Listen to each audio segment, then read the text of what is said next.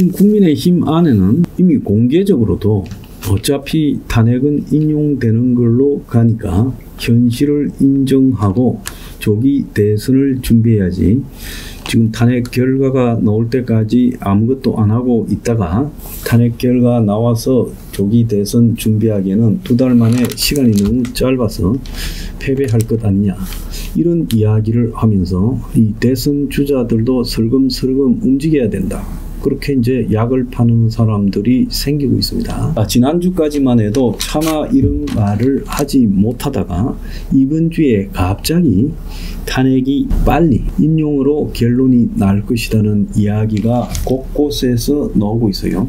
제가 볼 때 이것도 굉장히 준비된 언론들의 공작이라고 봅니다. 보수 진영의 마지막 결집과 힘을 빼기 위해서 하는 소리라고 봐요. 오늘 아침에 보면 쿠키뉴스 그리고 한길리서치, 결코 우측이라고 볼 수 없는 쪽의 여론조사에서 윤통 지지가 44.7, 반대가 54.2가 나왔습니다.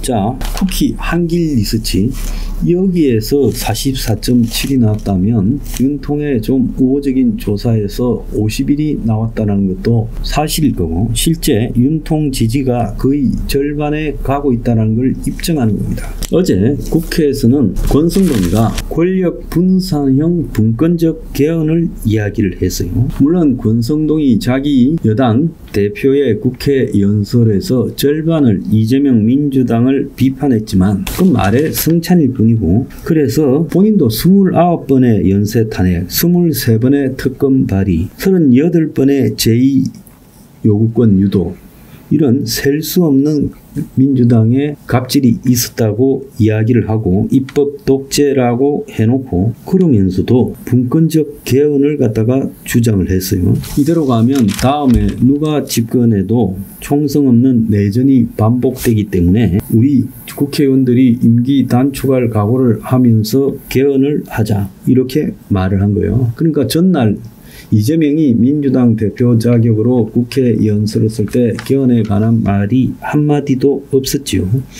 그러니까 이제 권성동이가 분권적 개헌을 갖다가 들고 놓은 겁니다. 자, 여기서 지금 개헌을 주장하는 사람들의 논리에 대해서 제가 좀 이야기를 해보겠습니다.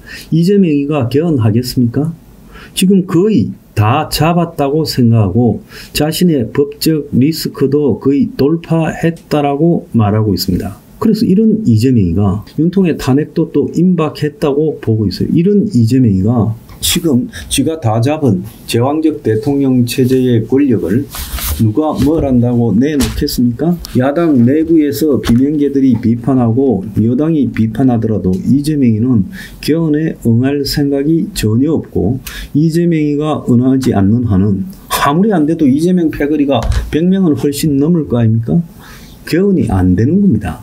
그런데 권성동은요, 왜 이런 이야기를 하는가? 조기 대선 국면으로 가면 혹자는 민주당 안에서 상당수 의원들이 개헌에 동참할 거라는데 저는 아니라고 봅니다.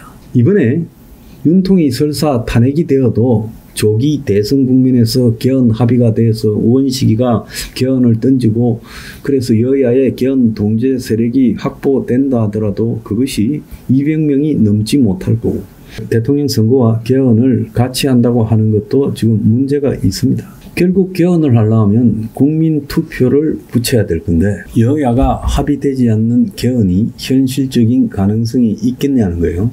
그래서 지금 권성동의 분권적 개헌 제안이라는 것은 일단 대통령 탄핵을 기정사실화하고 이야기하는 것 아니냐는 의심을 받을 수밖에 없어요. 권성동이 스스로가 개헌론자로서 이런 이야기들을 몇 번 했지만은 당의 대표로서 아직 윤통 탄핵 문제가 공식적으로 정리되지 않았는데 개헌을 던지는 이유는 뭡니까?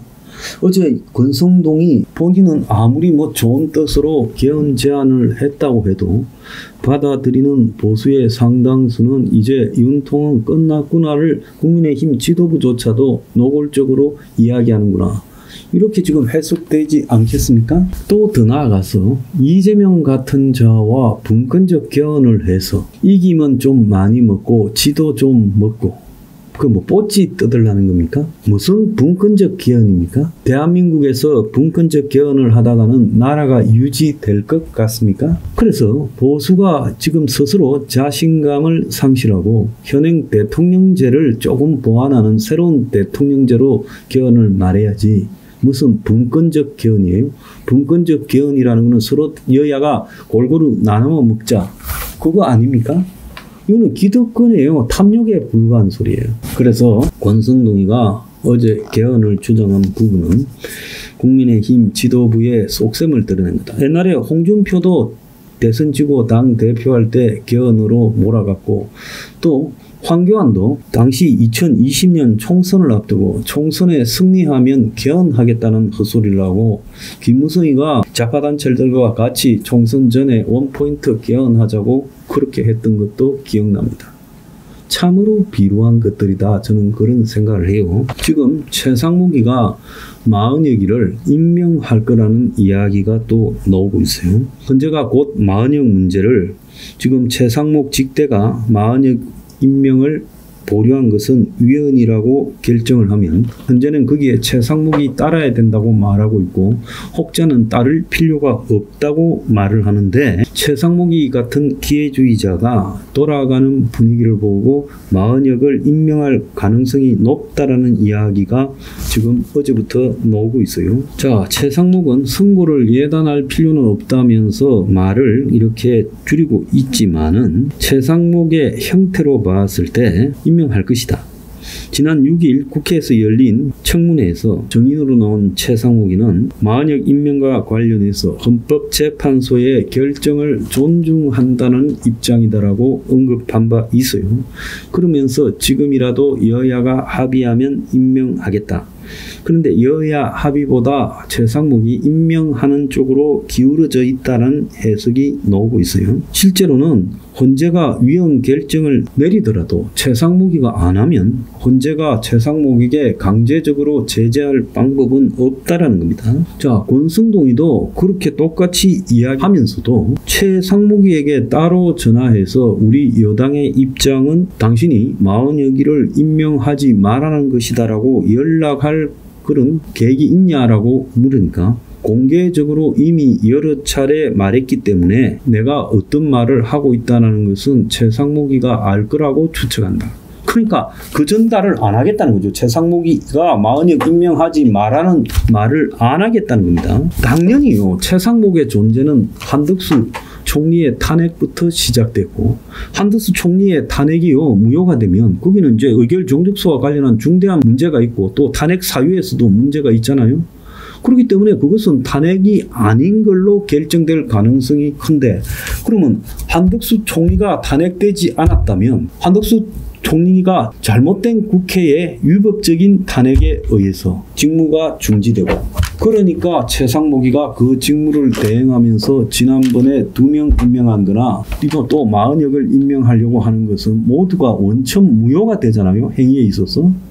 자, 이런 엉망진창을 하고 있는 걸 국민들이 보면서도 이게 아무 문제가 아니라고 생각한다면요. 저는 정말로 웃기는 일이라고 생각합니다. 자, 지금 마흔여기 문제만도 지금 국회에 여야 합의가 없었다고 국민의힘이 주장하고 있는 마당이에요. 자, 이게 때가 되면 비루한 자들이 나오고 있습니다. 어제요, 신원식 안보실장이 그 현재 청문회에서 나가서 말하는 게 그게 뭡니까? 저는 한번 고위직에 올라갔으면 최소한의 거기에 걸맞는요 매너는 지켜야 된다고 보고 있습니다. 때에 따라서는 옳고 그름보다 한마디로 이 고위직에 올라가서 자기를 갖다가 장관도 시켜주고 안보실장도 시켜준 그 인간관계에 대한 신의를 지키는 것도 매우 중요하다고 보고 있습니다. 참 내가 볼 때 지금 비루한 것들이 저 국민의힘이나 윤통이 임명한 고위 관료들입니다.